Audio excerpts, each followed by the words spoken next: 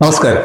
വഖഫ് ഭേദഗതി നിയമത്തെ സംബന്ധിച്ച ജോയിന്റ് പാർലമെന്ററി കമ്മിറ്റിയുടെ 936 പേജുള്ള അന്തിമ റിപ്പോർട്ട് പൂർത്തിയാക്കി അത് പാർലമെന്റിന്റെ ഇരുസഭകളിലും സമർപ്പിച്ചിരിക്കുകയാണ്.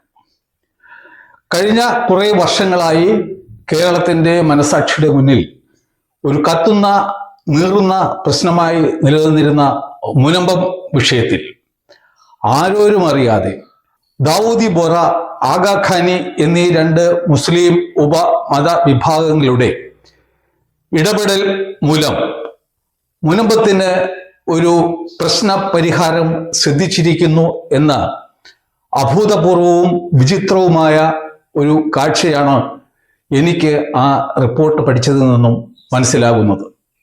നമുക്കറിയാം, മുനമ്പത്ത് വന്ന വി.ഡി. സതീശന്റെ നേതൃത്വത്തിലുള്ള UDF പറഞ്ഞത് മുനമ്പം വിഷയവും വഖഫ് ആക്ടും തമ്മിൽ ഒരു ബന്ധവുമില്ല, 2008 അച്യുതാനന്ദൻ സർക്കാരിന്റെ പിടിപ്പുകേട് മൂലമാണ് ഈ മുനമ്പം വിഷയം ഉണ്ടായത് എന്നാണ്. എന്നാൽ LDF പറഞ്ഞതാകട്ടെ, അവർ ഡയറക്റ്റായിട്ട് മുനമ്പം വിഷയത്തിൽ അവിടെ ചെന്നിട്ട് ഇടപെടാനൊന്നും പോയില്ല. അവർ വളരെ ബുദ്ധിപരമായി, നിയമപരമായി യാതൊരുവിധ അധികാരങ്ങളോ അവകാശങ്ങളോ ഇല്ലാത്ത ജസ്റ്റിസ് രാമചന്ദ്രൻ കമ്മീഷനെ അവിടെ നിയോഗിച്ചു. എന്തിനാണെന്ന് വെച്ച് കഴിഞ്ഞാൽ മുനമ്പം പ്രശ്നം പരിഹരിക്കാൻ വേണ്ടി എന്നർത്ഥം. അത് ചെയ്തത് ജനങ്ങളുടെ കണ്ണിൽ പൊടിയിടാൻ വേണ്ടി മാത്രമുള്ള ഒരു കാര്യമായിരുന്നു. ഇപ്പോൾ രാമചന്ദ്രൻ കമ്മീഷൻ തന്നെ ക്രിമിനൽ കേസിൽ നിന്നും സ്വന്തം തടി എങ്ങനെ ഊരാം എന്നുള്ള ചിന്തയിലാണ്.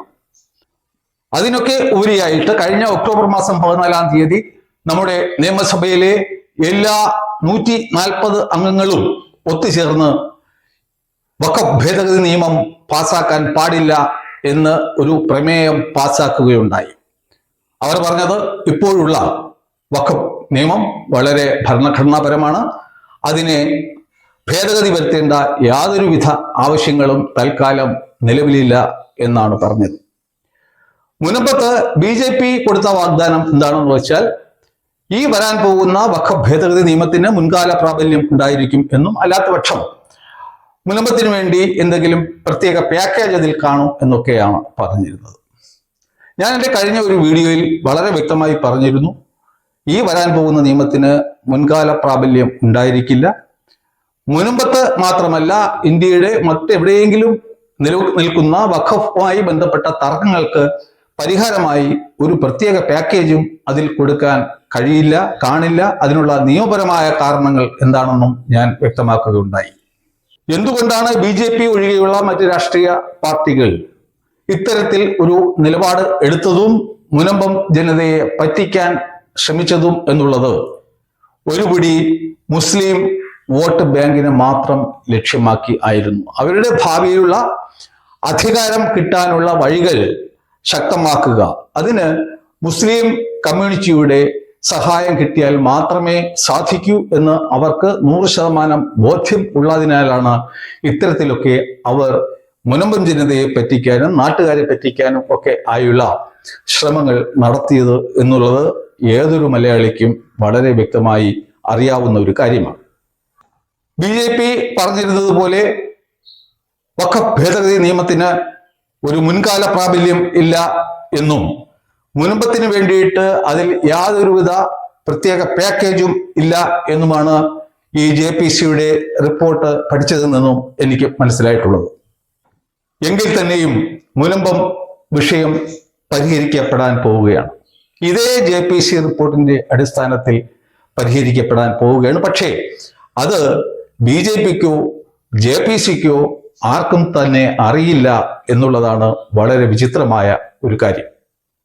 മുനമ്പത്തെയോ അതുപോലെ മറ്റു സ്ഥലങ്ങളിലുള്ള ഏതെങ്കിലും പ്രത്യേക വഖഫ് തർക്കങ്ങൾ പരിഹരിക്കുക എന്നുള്ളതായിരുന്നില്ല ഈ വഖഫ് ഭേദഗതി നിയമത്തിലൂടെ BJP ഉദ്ദേശിച്ചത്.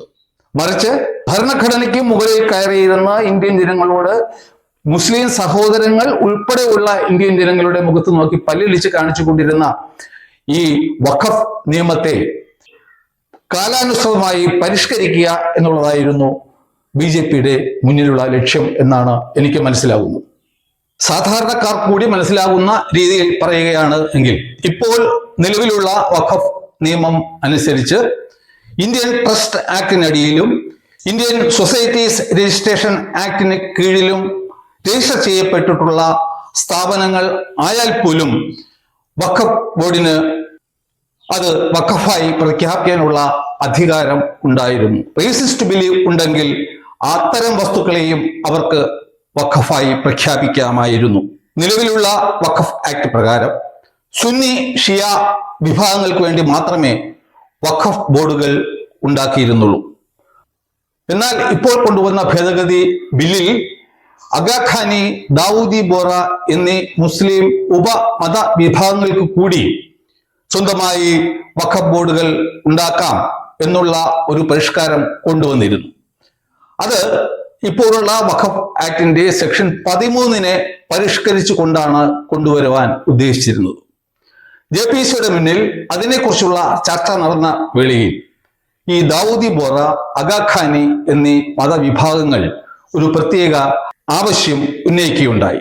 അവർ പറഞ്ഞത് തങ്ങൾ ഷിയ മതവിഭാഗത്തിന്റെ അടിയിൽ വരുന്ന ഉപമത വിഭാഗങ്ങളാണ്, മൈനോറിറ്റീസ് ആണ്. ഞങ്ങൾക്ക് പ്രത്യേകം മതശാസനകളും മതോപദേശങ്ങളും ആണ് നിലവിലുള്ളത്. ഞങ്ങൾ ആചരിച്ചു വരുന്നത് ഒരു പ്രത്യേക സമ്പ്രദായം ആണ്. അതിന്റെ പേരാണ് അൽ ദിയ അൽ മുത്തലാഖ് എന്നത്.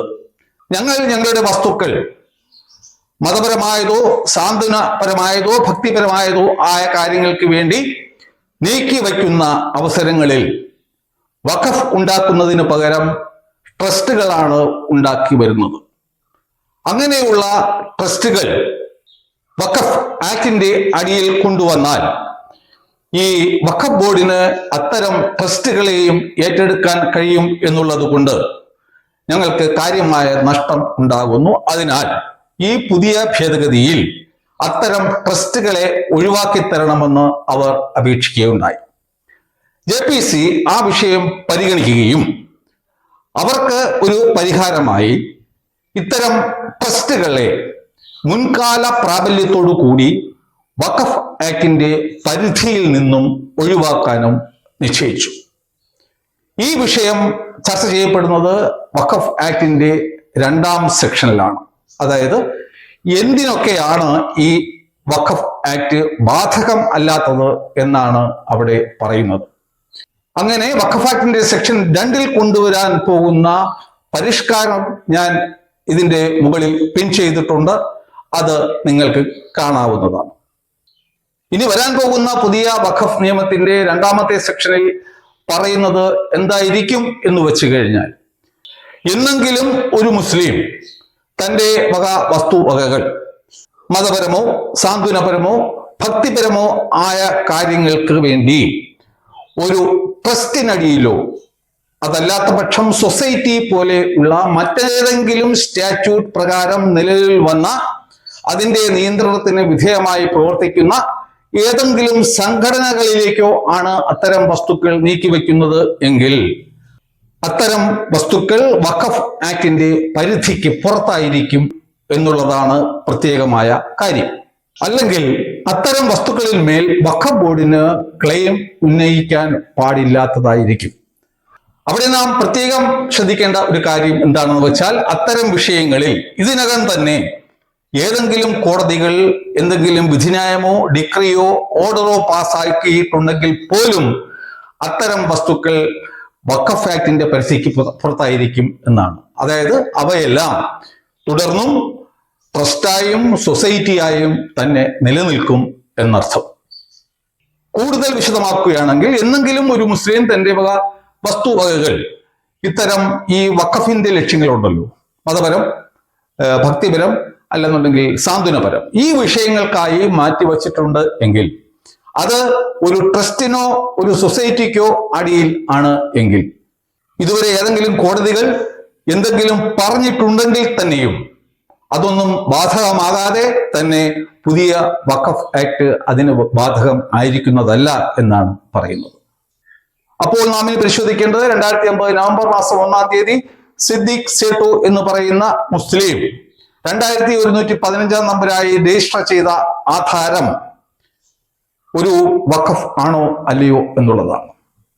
സിദ്ദിഖ് സെട്ടുവിന്റെ പ്രമാണത്തിന്റെ 3-ാമത്തെ വരിയിൽ പറയുന്നത് ഫറൂഖ് കോളേജ് ഇന്ത്യ ഗവൺമെന്റ് വക 1860 21-ാം നമ്പർ ആക്ടിനടിയിൽ രജിസ്റ്റർ ചെയ്യിച്ച് മദ്രാസ് സ്റ്റേറ്റിൽ മലബാർ ജില്ലയിൽ ഏറനാട് താലൂക്കിൽ ഫറൂഖ് നല്ലൂർ അംശം ദേശത്ത് ഓഫീസ് സ്ഥാപിച്ച് പ്രവർത്തനം നടത്തി വരികയാണ് എന്നാണ്.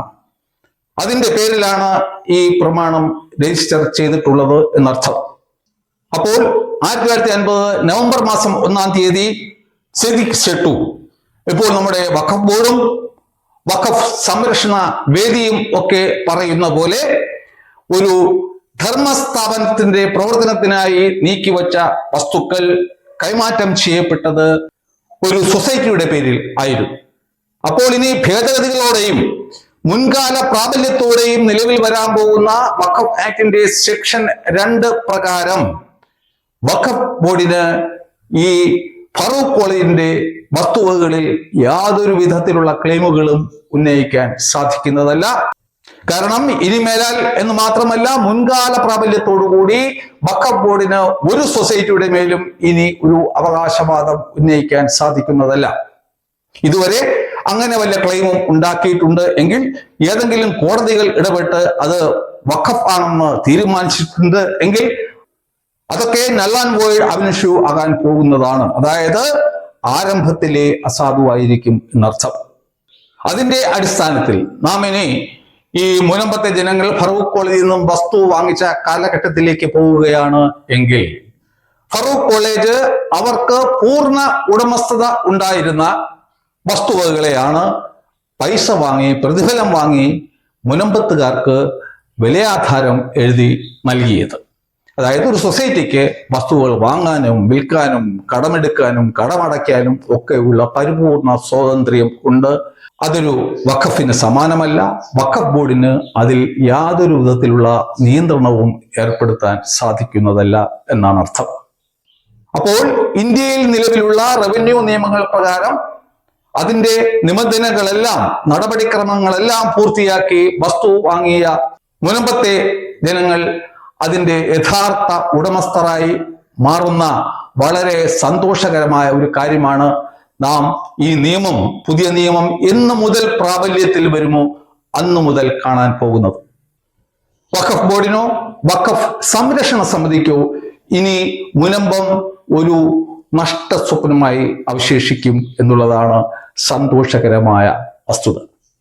ഇത് വളരെ വിചിത്രമായ ഒരു ഈശ്വര നിശ്ചയമായിട്ട് മാത്രമേ കാണാൻ കഴിയും. കാരണം ഈ ഭേദഗതിയിലൂടെ മുനമ്പത്തെ ജനതയ്ക്ക് പരിഹാരം ഉണ്ടാകും എന്ന് JPC പോലും അറിഞ്ഞിരുന്നില്ല. വഖഫ് ആക്ടിനെയും മുനമ്പത്തെ ചരിത്രത്തെയും കൂടാതെ ഫറൂഖ് കോളേജിന്റെ ചരിത്രവും അതിന്റെ നിയമപരമായ സ്റ്റാറ്റസും അറിയാവുന്ന ഒരു വ്യക്തിക്ക് മാത്രമേ ഈ ഒരു സത്യം കണ്ടുപിടിക്കാൻ സാധിക്കുകയുള്ളൂ. ആ സത്യം കണ്ടുപിടിക്കാനും അത് ജനങ്ങളുടെ മുന്നിലേക്ക് വിളിച്ചു പറയാനും എനിക്ക് കഴിഞ്ഞത് ഒരു ഈശ്വര നിശ്ചയമായി ഞാൻ കാണുകയാണ്.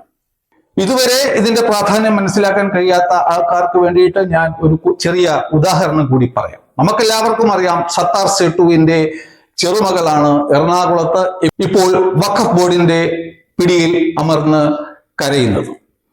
അവരുടെ അപ്പൂപ്പൻ ഉണ്ടാക്കിയ ഒരു ട്രസ്റ്റ് ഈ വഖഫാണെന്ന് പറഞ്ഞിട്ടാണ് ഈ വഖഫ് ബോർഡ് അവരുടെ വസ്തുവകൾ ഏറ്റെടുത്തിരിക്കുന്നതും അവർ അവരുടെ കിടപ്പാടത്തു നിന്നും ഇറങ്ങിപ്പോകണം എന്ന് ആവശ്യപ്പെടുന്നത്. അപ്പോൾ നാം കണ്ടു, ഇനി മേലാൽ വഖഫ് ബോർഡിന് മുൻകാല പ്രാബല്യത്തോടെ തന്നെ ഓരോ ട്രസ്റ്റിലും കൈവയ്ക്കാൻ സാധ്യമല്ല. അതുകൊണ്ട് മുനമ്പം മാത്രമല്ല, അവിടുത്തെ ഷംസാദ് ഹുസൈൻ എന്ന് പറയുന്ന ആ സ്ത്രീയുടെയും പ്രശ്നം പുതിയ ഭേദഗതി നിയമം നിലവിൽ വരുന്നതോടുകൂടി പരിഹരിക്കപ്പെടുകയാണ്. നാം ഇവിടെ മനസ്സിലാക്കേണ്ട മറ്റൊരു കാര്യം, ഈ പരിഷ്കാരം എന്ന് പറയുന്നത് വഖഫ് ബോർഡിന്റെ മുഖത്തേറ്റ ഏറ്റവും വലിയ ഒരു അടിയാണ്. നമുക്കറിയാം, ഇന്ത്യയുടെ വിഭജന കാലഘട്ടത്ത് 1947 ഒരുപാട് മുസ്ലിം സഹോദരങ്ങൾ ഇവിടെ നിന്നും ഇന്ത്യയിലേക്കും ബംഗ്ലാദേശിലേക്കും മറ്റും ഒക്കെ പോവുകയുണ്ടായി. അങ്ങനെ അവർ ഉപേക്ഷിച്ചിട്ട് പോയ വസ്തുക്കളെ ഇവാക്യൂ പ്രോപ്പർട്ടീസ് ആക്ടിന് അടിയിൽ കൊണ്ടുവന്ന് സർക്കാർ സംരക്ഷണത്തിൽ നിലനിർത്തി വരികയായിരുന്നു. 2013 മുസ്ലിം മത പ്രീണനത്തിന്റെ ഭാഗമായി മൻമോഹൻ സിംഗ് ആ വസ്തുക്കളെല്ലാം വഖഫ് ബോർഡിന് കൈമാറ്റം ചെയ്തു. അപ്പോൾ ഇവിടെ നാം ആലോചിക്കേണ്ട കാര്യം, ഇവാക്യോ പ്രോപ്പർട്ടീസ് ആക്റ്റും ഒരു സ്റ്റാറ്റ്യൂട്ടായിരുന്നു. അതിനടിയിലുണ്ടായിരുന്ന വസ്തുക്കൾ ഇപ്പോൾ വഖഫ് ബോർഡിന് കൈമാറിയതൊക്കെ ഈ പരിഷ്കാരത്തോടെ വീണ്ടും സർക്കാരിലേക്ക് തിരിച്ചു വരുവാൻ പോവുകയാണ് എന്നുള്ള ഒരു സന്തോഷകരമായ വാർത്ത കൂടി ഞാൻ നിങ്ങളെ അറിയിക്കാൻ ആഗ്രഹിക്കുകയാണ്. മുൻപത്തെ പ്രശ്നങ്ങൾ പരിഹരിക്കപ്പെടുന്നു എന്നത് ഒരു സന്തോഷകരമായ വാർത്തയാണെങ്കിൽ തന്നെയും നാം മനസ്സിലാക്കേണ്ടത്, വരും ദിവസങ്ങളിൽ അവരുടെ MP ആയ ഹൈബി ഈഡനും അദ്ദേഹത്തിന്റെ കൂട്ടുകാരായ മറ്റ് കോൺഗ്രസ് MP-മാരും കൂടാതെ LDF-ന്റെ MP-മാരും ഒക്കെ ഈ കൊണ്ടുവരാൻ പോകുന്ന വഖഫ് ഭേദഗതി നിയമത്തെ പാർലമെന്റിന്റെ ഇരു സഭകളിലും നഖശികാന്തം എതിർക്കാൻ പോകുന്ന വിചിത്രമായ കാഴ്ചയാണ് നമ്മൾ കാണാൻ പോകുന്നത്. ഞാൻ എൻ്റെ പ്രൈമറി ക്ലാസ്സിൽ എവിടെയോ പഠിച്ചിട്ടുണ്ട്, മല്ലനും മാധേവനും എന്നുള്ള ഒരു കഥയിൽ പറയുന്നുണ്ട്, ആപത്തിൽ സഹായിക്കുന്നവനാണ് യഥാർത്ഥ സ്നേഹിതൻ എന്ന്. മുനമ്പം ജനത എന്നും നമ്മുടെ പ്രിയങ്കരനായ പ്രധാനമന്ത്രിയായ മോദിജിയോടും കൂടാതെ അഗഖാനി, ദാവൂദി ബോറ എന്ന മുസ്ലിം ഉപമത വിഭാഗങ്ങളോടും കടപ്പെട്ടിരിക്കേണ്ടവരാണ്. അക്കാര്യം അവർ എന്നെന്നും മനസ്സിൽ സൂക്ഷിക്കും എന്ന് ഞാൻ പ്രത്യാശിക്കുന്നു. ഇത്തരത്തിൽ കോൺഗ്രസ് ഉണ്ടാക്കി ഈ ഭാരതത്തിന്റെ മേൽ അടിച്ചേൽപ്പിച്ച ഡ്രാക്കോണിയൻ നിയമമായ വഖഫ് ആക്ടിന് അതിന്റെ പല്ലും നഖവും ഒക്കെ ഊരി ഒരു ഭരണഘടനാപരമായ ഒരു സ്ഥാപനമാക്കി മാറ്റിയ അല്ലെങ്കിൽ മാറ്റാൻ പോകുന്ന NDA സർക്കാരിന് എൻ്റെ എല്ലാവിധ ഐക്യദാർഢ്യവും രേഖപ്പെടുത്തുവാൻ ഞാൻ ആഗ്രഹിക്കുകയാണ്. എനിക്ക് രാഷ്ട്രീയമില്ല, ആര് എന്ത് നല്ല കാര്യം ചെയ്താലും ഞാൻ അതിനെ സപ്പോർട്ട് ചെയ്യും. അതിനി നമ്മുടെ ചീഫ് മിനിസ്റ്റർ ആണെങ്കിലും പ്രധാനമന്ത്രിയാണെങ്കിലും ഞാൻ സപ്പോർട്ട് ചെയ്യും. തെറ്റാണെങ്കിൽ തെറ്റാണെന്ന് പറയുകയും ചെയ്യും. അവസാനമായി നമ്മുടെ ഭരണഘടനയ്ക്കും അത് ഉയർത്തിപ്പിടിക്കുന്ന മൂല്യങ്ങൾക്കും തത്വങ്ങൾക്കും ഒരു ബിഗ് സല്യൂട്ട് രേഖപ്പെടുത്തിക്കൊണ്ട് ഞാൻ എൻ്റെ വാക്കുകൾ തൽക്കാലം നിർത്തുന്നു. വീണ്ടും കാണാം. നന്ദി, നമസ്കാരം.